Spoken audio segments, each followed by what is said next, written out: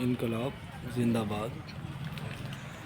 और आज मैं अपने देश के 140 करोड़ देशवासियों को फिर एक बात याद दिला दूं कि जैसा कि हम सभी को पता है कि मार्च का महीना ख़त्म हो रहा है।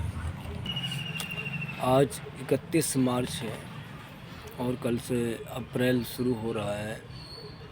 जैसे कि हम सब लोग देखते आए हैं कि हमारे देश के अंदर स्कूल, प्राइवेट स्कूल वाले किस तरीके से मनमानी करते हैं।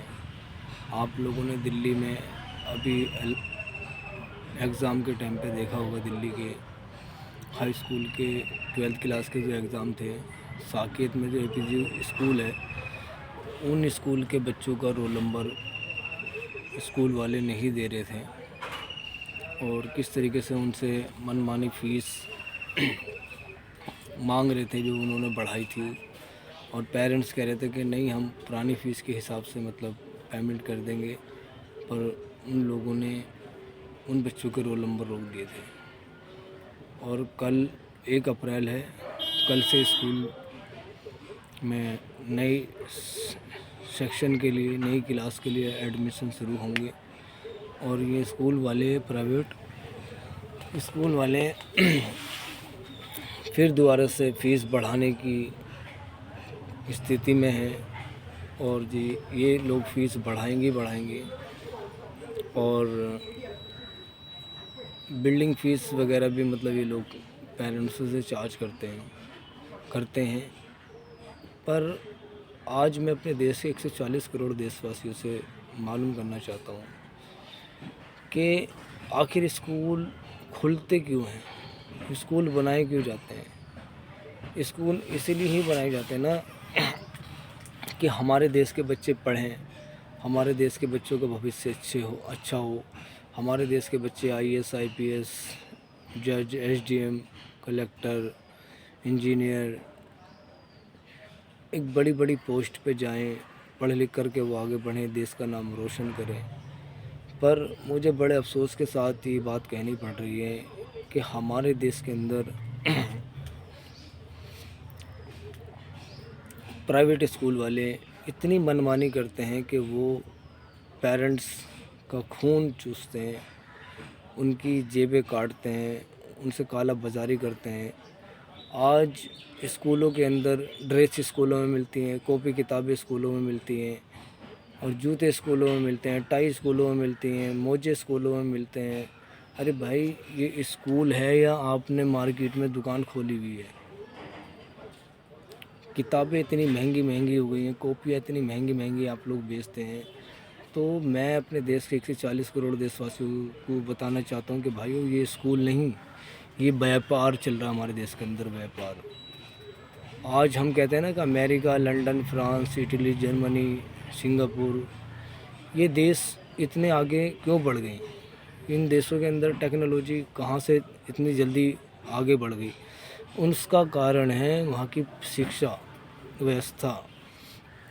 वहाँ शिक्षा फ्री दी जाती है, वहाँ बच्चों को शिक्षा फ्री दी जाती है, अच्छी शिक्षा दी जाती है।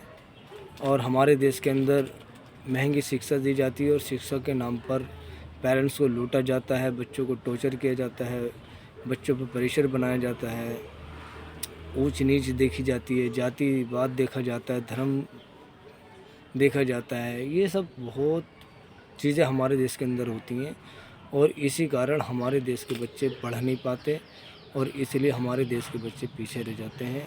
जैसे कि हम सभी को पता है कि आज हमारा देश सिंगापुर हमारे देश से 15 साल बाद आज़ाद हुआ था। और आज आप आइडिया लगा सकते हैं कि सिंगापुर कहाँ पे है और हम कहाँ पे हैं। तो ये बहुत दुख की बात है। और मैं दिल्ली के शिक्षा मंत्री आशीष सूद जी से कहना चाहता हूँ, अगर आप लोगों की आंखों में थोड़ी बहुत शर्म आया हो, बीजेपी वालों को मैं बोल रहा हूँ, पूरे देश के अंदर जैसे केंद्र में सरकार बीजेपी की है, तो मैं बीजेपी वालों को अपने देश के प्रधानमंत्री नरेंद्र मोदी जी से बोल रहा हूँ कि अगर आपकी आंखों में थोड़ी सी शर्म आया हो तो प्लीज़ इस शिक्षा व्यवस्था को सही करिए। ये जो प्राइवेट स्कूल वाले मनमानी करते हैं ना, लूट बाजारी करते हैं, इन्होंने धंधा बना लिया शिक्षा को। इन्होंने बिजनेस बना लिया शिक्षा को। इन पे लगाम कसिए लगाम। पर हाँ, अफसोस तो यही है कि आप तो पढ़े लिखे आप भी नहीं हैं। शिक्षक से रिलेटिव तो आपको कोई मतलब ही नहीं बनता, क्योंकि आप उस पर बोलेंगे नहीं। क्यों? क्योंकि आप लोग तो खुद चाहते हो कि हमारा देश गुलाम रहे, हमारे देश के बच्चे अंधभक्त रहें। पढ़े लिख गए तो ये तो आपसे सवाल करेंगे। तो इसीलिए बहुत दुर्भाग्य की बात है कि हमारे देश के अंदर सरकार बीजेपी की है।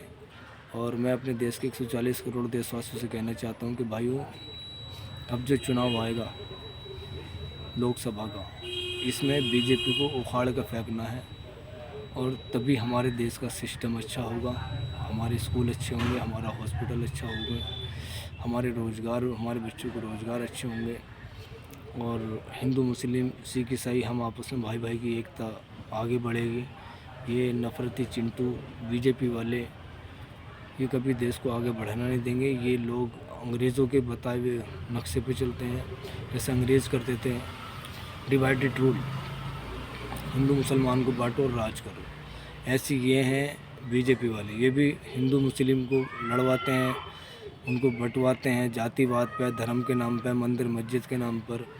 और इनके बच्चे देखो आज विदेशों में पढ़ते हैं। बीजेपी का किसी भी पार्षद का बेटा आप देख लो, अगर किसी नॉर्मल स्कूल में पढ़ता हो तो, किसी विधायक का बेटा देख लो अगर वो छोटे स्कूल में पढ़ता, विदेशों में पढ़ते भाई साहब बीजेपी वालों के बच्चे।